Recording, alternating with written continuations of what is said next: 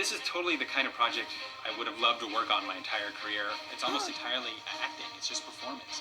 We're telling the story through the performance of these characters. The on-screen acting, that's principally our real job. You know, and we encourage the animators to perform as much as possible. In some ways, it's not entirely unlike live action, where we get our initial cues, of course, from the director and the animation director. But then very, very often what we'll do is most of the animators have mirrors at their desk to watch their facial expressions. They'll take a mirror and put it at their desk, and they'll just, as they're animating, they'll look at themselves and you take a look at yourself and you see how you're slowly, saying words. Like you say hello, and you would look at each letter and get an idea for what might be the right shape for that shot. If the dialogue performance is really strong, and we've got some really nice performances in this, there's usually a hook, something for the animator to sort of grab onto, and sort of design the performance around that. So the animators will often use video reference that we captured with the voice actors to get not only the lip sync, but also to get a lot of subtleties of performance. Here is Christopher Plummer playing as one. And a lot of the gestures and the kind of subtle things that they do while they're giving their performance can be used to inform the animator as they go forward in creating the realism and the kind of texture that we want out of these characters in the 3D performance. Let's go. Follow me.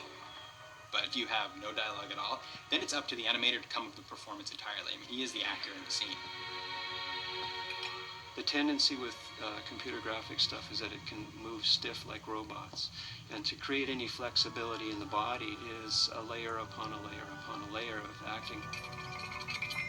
Especially in 3D animation, sometimes a single held pose doesn't read as a hold. It reads as a dead character or as a CG puppet. If we have a problem with them doing a specific move or action, we can always shoot live action reference. So why don't you two act it out?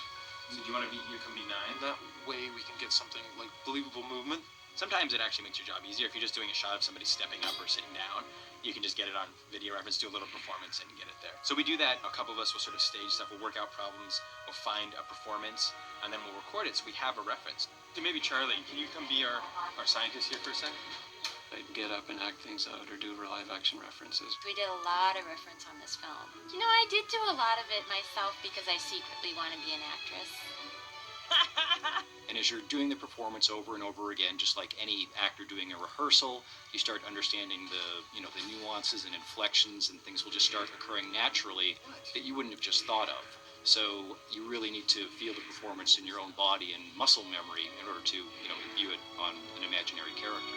Go back to the source. Every little piece helps to create this performance. It's grabbing little bits and inject a little bit of personality or acting to help the picture along. Cool. Is that good? You get that? Yeah, we might take a look at ourselves, what we were doing, how we were doing it, even subtle little ways of shifting our body from side to side as we were talking, and we use that quite a lot for our work. Because there's lots of these little things that you don't ever think about.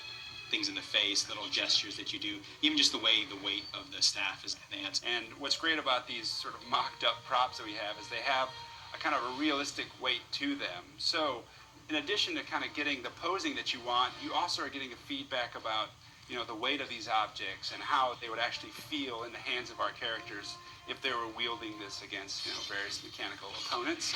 So you get this on camera and you can kind of study it later. We'll look at this sort of live action reference to find the little quiet moments. And also, again, it's discovery. We may think we know something, but it's always your memory. And when you actually do reference, you study real life, it's just inspiring. I sent him to scout. Yeah, emphasize the dialogue. I sent him to scout. And then when you sit down to animate it, you're not just copying the live action reference, you're analyzing it, breaking it down, and then finding a version of that works on our characters. Because you can't actually copy it into the character, you have to, interpret it and figure out how you can get that movement into the time frame that we have and moving like the personality of the character. So we'll try to use it to sort of inspire the animators to just be thoughtful about what they're doing. So not just sitting down and moving keys around on a computer, but they're thinking about the performance and the story. It's got weight in it. Enough. Animators are the actors, but they're never seen. Well, no one in animation is seen for the most part. Except here. Exactly. So thank you.